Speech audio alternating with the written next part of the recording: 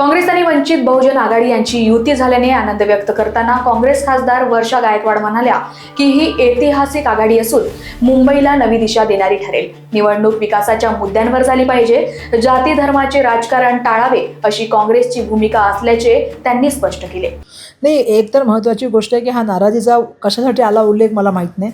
कारण 3-4 दिवसापूर्वी जेव्हा माझी मुलाखत झाली होती त्या मुलाखतीमध्ये स्पष्टपणे त्यांना आव्हान केलं होतं आणि त्यांना मी भावनिक त्या ठिकाणी साथ दिली होती. मी त्यांना सांगितलं होतं की आपली विचारधारा एक आहे, देशाचं संविधान, लोकशाही आणि बाबासाहेबांचे अन्याय म्हणून आम्ही आपल्याला विनंती करत आहोत. समविचारी पक्षाची अलायन्स व्हावी ह्याची आमची इच्छा होती आणि त्याप्रमाणे जे आहे ही अलायन्स व्हावी असं जे मी त्यांना आव्हान केलं होतं.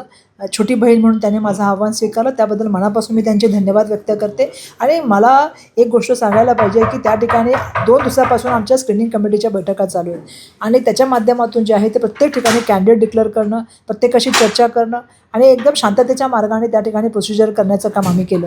मुंबई काँग्रेसच्या तिकिटाची लिस्ट जेव्हा येईल त्या तुम्ही बघाल की कुठल्याही तऱ्हेचा विवाद न होता त्या ठिकाणी आम्ही काम करण्याचं काम केलेलं आहे.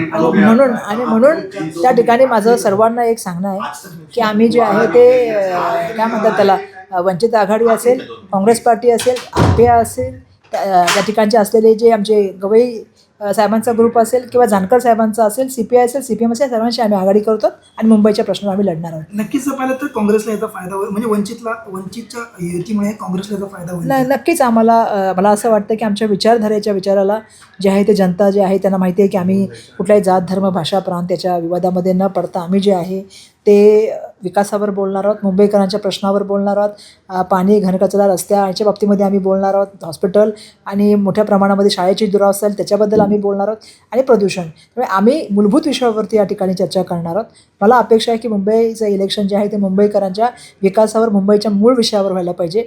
विषयाला बगल देऊन धर्माचं वातावरण तयार करणं, जातीचे तणाव निर्माण करणं आणि भाषेचा वाद करणं हे होऊ नये हीच अपेक्षा मी व्यक्त करते. शेवटचा प्रश्न आहे, भाजपच्या विचारधारेविरोधात असणाऱ्या तुमच्या मित्रपक्षातील मुंबई अध्यक्षा राखीताई जाधव यांनी भाजपमध्ये प्रवेश केला आहे. त्यांचा तो निर्णय, त्याच्याबद्दल मला काही बोलायचं नाही. त्यांच्या पक्षाचा आणि त्यांचा काय निर्णय करायचा त्यांनी तो निर्णय घेतलेला आहे. पण काँग्रेस पार्टीची आणि झालेली बाकीच्यांची आघाडी ऐतिहासिक आहे, येणाऱ्या महाराष्ट्राच्या राजकारणाला दिशा देणारी ठरेल हे मला वाटतं आणि त्याची सुरुवात मुंबईतून झालेली आहे. Bureau report, Lokvahini media, Mumbai.